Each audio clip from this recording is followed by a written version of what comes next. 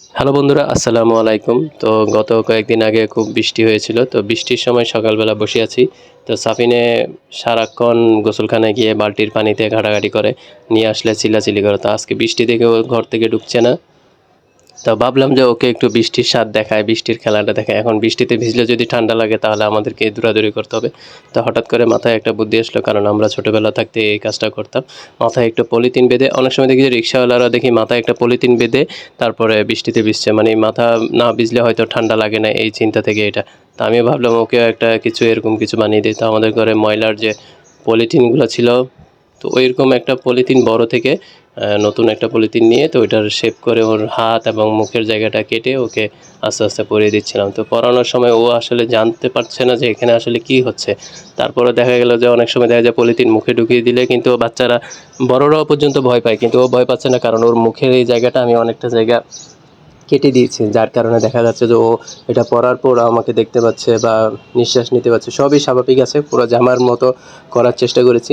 তো এটা যখন পরানো শেষ হলো, ও তখনও জানে না যে ওকে আমি নিয়ে পানিতে যাব। তো যাওয়ার আগে আমি ওকে আবার কয়েকবার বলেছিও যে আমরা চলো পানিতে যাব, পানিতে যাব।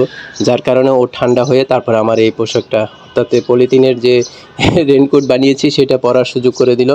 তো পরানোর পর ও দেখি যে নিজে নিজে ওইখানে যায় প্রথমে নার্ভাস হয়ে যায়, কারণ ও পলিথিনটাকে কন্ট্রোল করবে না পানি ধরবে, কি করবে বুঝতেছে না। তা আমি আবার নিজে গেলাম।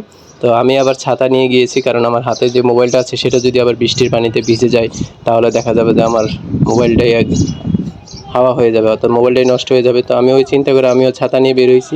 এরপরে কিছুক্ষণ, মনে হয় আধা মিনিট 1 মিনিট দাঁড়ানোর পর ওর মাথা কাজ করা শুরু করছে। এখন ও কী করবে না করবে ও ঠিক করে ফেলেছে। তো একটা সময় ও কী করলো, এটা বেলচা দিয়ে পানি তোলা শুরু করলো বালতিতে। কারণ বালতিতে পানি তুলতে তুলতে ওর মাথায় কি হলো জানি না, হঠাৎ করে বালতিটাই নিয়ে ফেলো, নিয়ে ওর গায়ের মধ্যে যতটুকু পানি ছিল সবটা ঢেলে দিল। দেখা গেল যে ওর গা ভিজে গেছে।